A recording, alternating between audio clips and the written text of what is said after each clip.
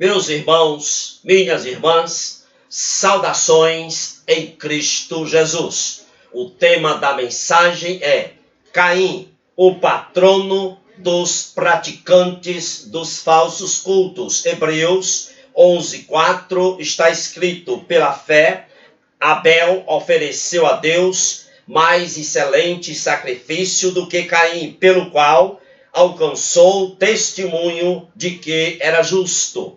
Meus amados, em Gênesis capítulo 4, encontramos Abel e Caim prestando culto a Deus. E nos versículos 4 e 5 de Gênesis 4, a Bíblia diz que Deus aceitou o culto de Abel e rejeitou o culto de Caim. O texto lido, Hebreus 11:4, diz que pela fé, Abel ofereceu a Deus mais excelente sacrifício do que Caim. Portanto, fica claro aqui nesse versículo que o culto prestado por Abel a Deus foi por fé a Deus. Fé que significa submissão, obediência. O culto de Abel agradou ao Senhor por haver feito pela fé, de acordo com a vontade soberana de Deus, enquanto Caim prestou um culto não de acordo com a vontade soberana de Deus, mas segundo os seus caprichos pessoais. Observem, Adão e Eva, após pecarem, diz a Bíblia, envergonhados, tentaram ocultar o pecado, cobrindo-se com folhas. Gênesis 3:7. Essa cobertura foi rejeitada por Deus. Deus, então, cobriu o casal com peles de animais, através de uma túnica feita pelo próprio Deus. Gênesis 3:21. Portanto, as túnicas de peles foram obtidas mediante sacrifício cruento de animais. Deus matou animais e fez vestes de peles de animais para o casal Adão e Eva. Então, Caim e Abel, por certo, foram esclarecidos sobre esses assuntos. E eles, Caim e Abel, sabiam que Deus requereria o derramamento de sangue para se prestar culto a ele. Portanto, Abel, obedecendo à fé, ao oferecer culto a Deus, submeteu-se à vontade do Senhor, oferecendo das primícias do seu rebanho. Portanto, Abel ofereceu a Deus um culto, sendo feito sacrifício de animais, derramamento de sangue. Caim, ao invés de submeter-se à vontade de Deus, preferiu atender os seus caprichos pessoais. Então, Caim não ofereceu a Deus, não prestou um culto a Deus com sacrifício cruento de animais. Ele simplesmente ofereceu culto a Deus com o fruto da terra. Não fez como Abel. Meus amados, existem igrejas que prestam um culto alheio à vontade de Deus. E o pior, teimam na obstinação de serem aceitos pelo Senhor. A Bíblia diz aqui em Gênesis 4:5 que Caim irou-se ao ver-se inferiorizado porque o seu culto não foi aceito, o seu culto falhou nos seus propósitos. Meus amados, existem igrejas que comportam-se como Caim. Quando os seus cultos são contestados à luz da Bíblia, essas igrejas, esses pastores, enchem-se de ira semelhantemente a Caim. A Bíblia diz em Gênesis 4:8, que Caim, cheio de ira, ao encontrar Abel, seu irmão, o matou. No verso 9, Deus pergunta a Caim: onde está Abel, o teu irmão Caim? Aí Caim responde: não sei.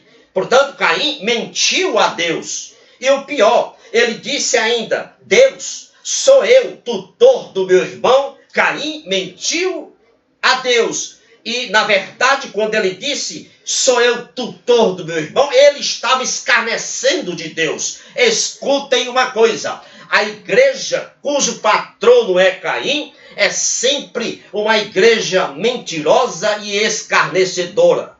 Meus amados, a igreja cujo patrono é Caim, a coinonia entre os irmãos é falsa. A igreja cujo patrono é Caim, as ofertas ofertadas são barganhas. O arrependimento não é arrependimento, é convencimento. As conversões não são conversões, são adesões. A adoração é falsa, porque o culto é falso. Agora observe bem a sequência de Caim. Prestou um culto falso a Deus. Aí a Bíblia diz que ele cirou. A ira de Caim o levou a assassinar o seu irmão Abel. E depois do assassinato ele mentiu a Deus, escarneceu de Deus, mas não parou aí. A Bíblia diz em Gênesis 4:13 que Caim disse a Deus: é maior a minha maldade que a possa ser perdoada.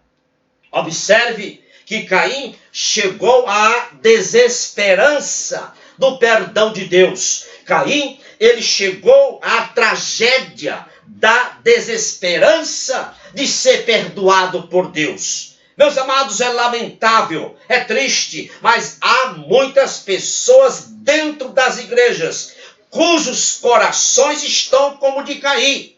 Corações cristalizados, petrificados no pecado da desesperança de ser perdoado por Deus.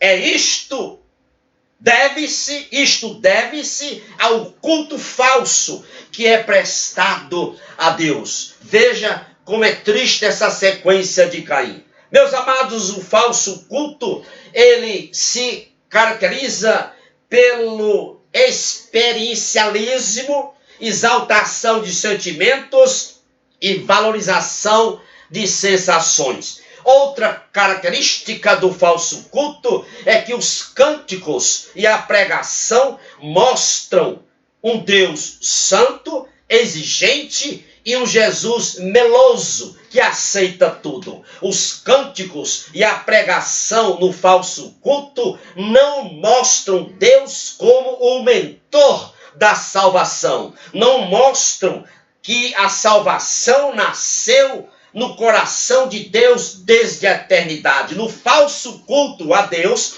os cânticos e a pregação mostram o Espírito Santo como uma energia, uma força, um eletrizador das pessoas que as levam a rodopiarem, a sapatearem e a fazerem piruetas durante o culto. O grande problema, meus amados, do falso culto é que se exalta o evangelho psicológico, que faz as pessoas a se encontrarem, abre aspas, fecha aspas, a se sentirem bem. Muitas pessoas que estão nessas igrejas que prestam falso culto a Deus, quando vão evangelizar, dizem: olha, venha aqui para a minha igreja, vamos para a nossa igreja, porque você lá vai se encontrar e vai se sentir bem. Meus amados, o falso culto é terrível, porque ele exalta o evangelho freudiano, que eleva, abre aspas e fecha aspas, a autoestima e reduz o estresse. Por isso que muitas pessoas que estão nessas igrejas prestando um falso culto a Deus, quando vão evangelizar, diz: olha, venha para a minha igreja, porque lá você vai elevar a sua autoestima e vai reduzir o seu estresse. O falso culto é terrível, porque ele exalta o evangelho esotérico, o evangelho yoga, que diz que é através da contemplação de si próprio que você alcança a perfeita espiritualidade, você alcança o seu bem-estar e a libertação dos seus maus sentimentos. Meus amados, o evangelho nesses falsos cultos passou a ser um sentimento. Isso é lamentável. Cuidado com o Cristo esotérico. Cuidado, porque este não é o Cristo da Bíblia Sagrada. Cuidado com o falso culto, que sutilmente diz que Cristo não é a resposta para as mazelas do pecado. Cuidado com a humanização dos cânticos e das pregações. Uma característica peculiar do culto falso é a humanização, é que eles humanizam os cânticos e a pregação. Os cânticos, meus amados, escute bem, os cânticos e a pregação devem expressar que somos aceitos por Deus por causa do sangue derramado.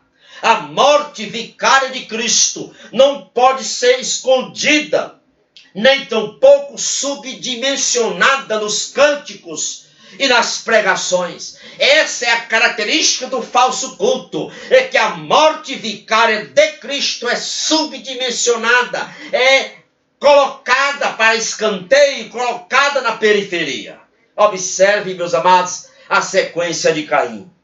Ao prestar um falso culto, ele se irou, assassinou seu irmão, mentiu a Deus, escarneceu de Deus, perdeu a esperança de ser perdoado por Deus, mas não para aí. Desesperançado do pecado, do perdão de Deus, desesperançado de ser perdoado por Deus, Caim obstinou-se no pecado do materialismo. Gênesis 4:17, Gênesis 4:17 diz: e ele, Caim, edificou uma cidade.